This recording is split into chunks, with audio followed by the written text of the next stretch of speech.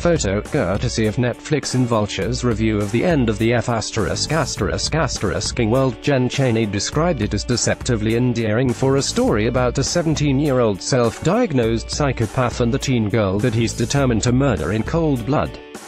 But, as she correctly warned, the title tells us pretty clearly that this show won't have a happy ending. All its earnest moments illuminating first love, repressed childhood trauma and identity, coupled with the show's typically British sardonic tone, mask the unshakable reality that these two wayward teens are in deep trouble with the law. After Alyssa, Jessica Barden, in a breakout performance, persuades our presumed killer James, Alex Lawther, to skip town with her, the two face immediate danger. They wind up unknowingly breaking into the house of a serial rapist. Drive. Clive Cock, Jonathan Harris. When Cock arrives home to find Alyssa asleep and seemingly alone in his bed, he attacks her.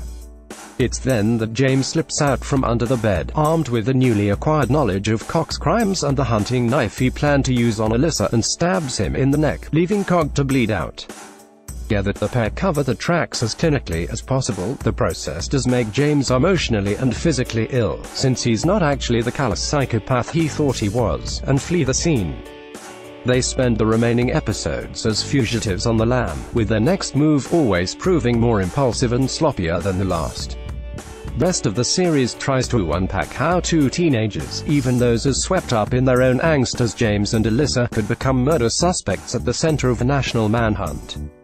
We learn James saw his mother drown herself when he was a kid, planting a seed deep within his impressionable brain that he must also be chemically imbalanced because he didn't save her. Meanwhile, Alyssa's father abandoned her when she was a child, leaving her to a creepy stepfather and idle mother, and convinced she's unworthy of love. They are young people who know nothing but adult pain, but the traumatic pasts don't matter to the two police investigators, Eunice Noon, Gemma Whelan, and Terry Donahue, Wunmi Masaku, appointed to make an arrest in the Cock murder. Whelan's more sympathetic character tracks them down at Alyssa's long-lost deadbeat dad's trainer home, where she suggests it's in the best interest to surrender and agree to a manslaughter plea deal.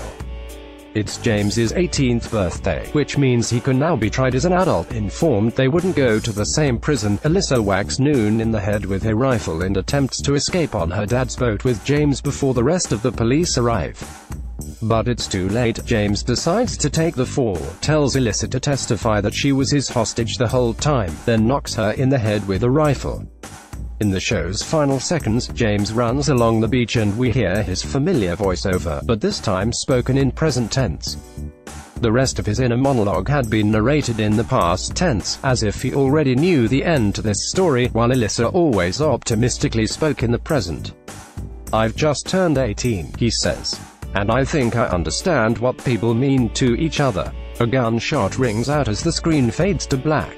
Was James shot and killed by the police? There's no definitive end, just as there's no definitive way to bring justice for the crimes that would feel right.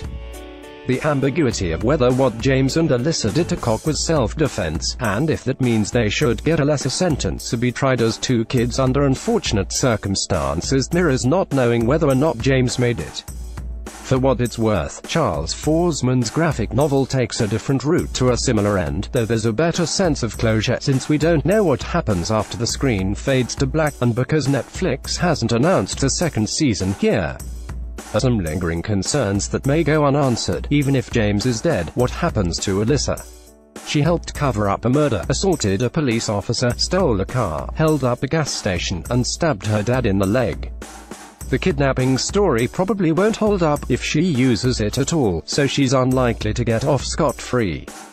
Will Cock's violent past get out now that his mother gave the videotape to Eunice? Is Eunice okay? Please say she's okay and that her and Terry rekindle whatever spark they're trying to pretend didn't exist. Will Alyssa's mom ever divorce her deplorable husband and start being a better parent to her daughter? Did Alyssa's dad die from removing the knife from his leg, like Eunice told him not to? And if he did survive, will he ever actually pay child support for his other son? If there's going to be any justice in TOTFW, let it be that. Let's talk about the ending of the end of the F***ing world.